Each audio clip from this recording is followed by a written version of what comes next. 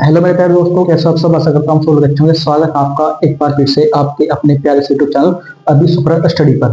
तो आज की इस वीडियो हम क्लास 10 की जो त्रिकोणमिति है उस चैप्टर के सारे फॉर्मूले को हम इस एक वीडियो में डिस्कस कर लेंगे और इन फॉर्मूलों को आप नोट डाउन करके अपने स्टडी टेबल के सामने चिपका लेना, ठीक है। ये पूरी कक्षा 10 की पूरी त्रिकोणमिति में एक्सरसाइज में पूरे चैप्टर में प्रयोग होने वाले सभी सूत्र मैंने यहाँ पर लिख दिए हैं।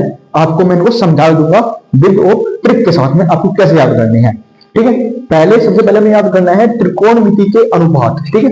त्रिकोणमिति के अनुपात हमें याद करने हैं, जैसे साइन थीटा बराबर होता है लंब बटे कर्ण, कोस थीटा बराबर होता है आधार बटे कर्ण, tan थीटा होता है लंब बटे आधार, sec थीटा होता है कर्ण बटे आधार, cos थीटा होता है हमारे पास आधार बटे लंब, कोसेक थीटा होता है कर्ण बटे लंब। ये आपको 6 त्रिकोण के अनुपात आपको याद कर लेने हैं और इनकी एक अच्छी सी ट्रिक भी आपके सामने में लेकर आया हूं।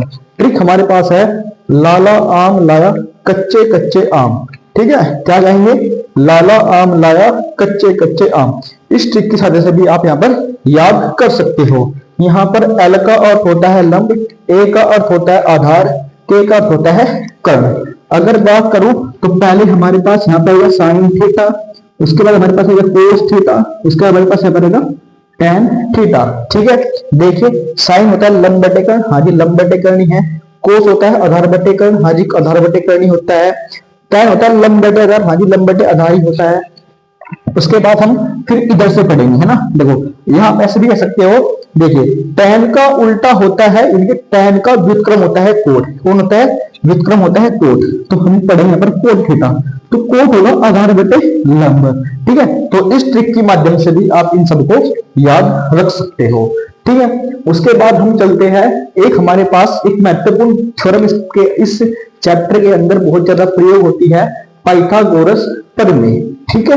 पाइथागोरस प्रमेय क्या होती है? कर्ण का स्क्वायर बराबर लंब का स्क्वायर प्लस में आधार का स्क्वायर। इसको भी आप एक अच्छी तरीके से भली भांति समझ लोगे, ठीक है। उसके बाद ये कुछ महत्वपूर्ण मैंने आपके सामने फॉर्मूले लिख दिए हैं। इन फॉर्मूले का भी जो हमारी सिद्ध करने वाली प्रश्नावली है उसके अंदर भी बहुत बार इनका प्रयोग होता है, ठीक है। तो ये फॉर्मूले आपको याद कर लेने हैं भाई। ए प्लस बी की सरसंख्या क्या होती है? ए माइनस बी की स्क्वायर की सरसंख्या क्या होती है? ए प्लस बी ए माइनस बी का सूत्र क्या होता है? ए क्यू माइनस बी का फॉर्मूला क्या होता है? ये सब भी आप सभी ने अच्छी तरीके से याद कर लेने हैं। उसके बाद आप सभी को ये जो फॉर्मूले हैं ये हमारे पास है व्युत्क्रम, ठीक है। जैसे साइन थीटा का व्युत्क्रम होता है 1 बटे कोसेक थीटा और कोसेक थीटा का व्युत्क्रम होता है 1 बटे साइन थीटा। यानी कि हम कह सकते हैं यहाँ पर कि साइन थीटा और कोसेक थीटा एक दूसरे के क्या होते हैं साथियों? व्युत्क्रम होते हैं। कैसे होते हैं? उल्टे होते हैं, व्युत्क्रम होता है। साइन का उल्टा कोसेक और कोसेक थीटा का उल्टा साइन थीटा, ठीक है। ऐसे ही कोस थीटा का उल्टा होता है 1 बटे कोसेक थीटा और सेक थीटा सेक थीटा और सेक थीटा का उल्टा होता है 1 बटे कोस थीटा, ठीक है। वैसे ही tan थीटा का उल्टा होता है कोस थीटा और कोस का उल्टा होता है 1 बटे tan थीटा, ठीक है। ऐसे ही हम कह सकते हैं यहाँ पर कोस थीटा का व्युत्क्रम होता है सेक थीटा और सेक थीटा का व्युत्क्रम होता है हमारे पास यहाँ पर, ठीक है, कोस थीटा। इस तरीके से आप सभी लोग इसको याद कर लोगे, ठीक है। उसके बाद हमारे पास देखिए किसी बोर्ड में अभी भी पूरक वाला चैप्टर भी यहाँ पर जुड़ा हुआ है, पूरक कोण वाला भी चैप्टर यहाँ पर जुड़ा है, तो उनके लिए भी ये फॉर्मूले इंपोर्टेंट हो जाते हैं। जैसे साइन 90 माइनस थीटा बराबर होता है कोस थीटा के, ठीक है। जिस भी बोर्ड में चैप्टर भी है, जैसे यूपी बोर्ड में चैप्टर नहीं है तो यूपी बोर्ड वाले इसको नहीं करेंगे, ठीक है। बाकी जिस भी बोर्ड में चैप्टर अभी भी है तो ये इसको कर सकते हैं।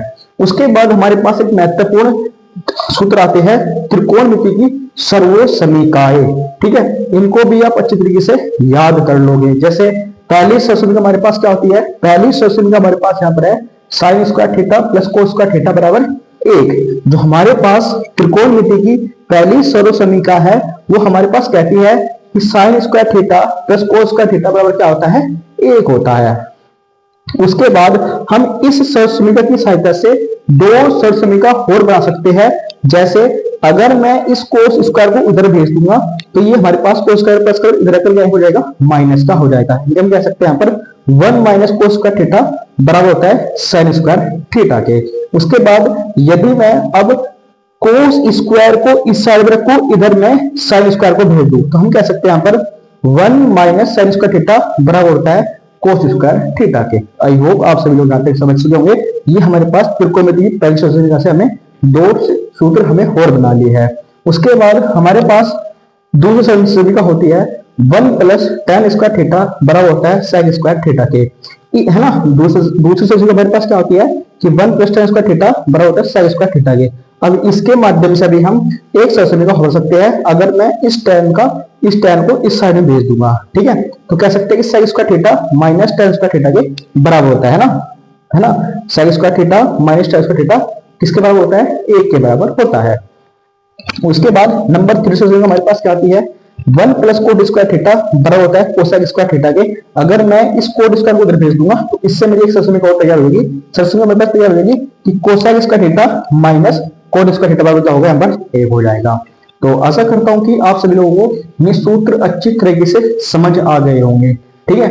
और आपने इनको अच्छी तरीके से नोट भी कर लिया होगा। अगर नोट नहीं किया तो इनको आप स्क्रीनशॉट ले लीजिए और फिर वीडियो को, ठीक है, स्क्रीनशॉट लेकर अपने कॉपी भी नोट डाउन अच्छे तरीके से कर लीजिएगा। और यदि चैनल पर नए हो तो प्लीज चैनल को सब्सक्राइब से कर लेना और वीडियो को अपने दोस्तों के साथ जरूर शेयर करना। Thank you. इसका आप स्क्रीनशॉट ले लीजिएगा। स्क्रीनशॉट ले लिया होगा, चलिए आगे बढ़ते हैं।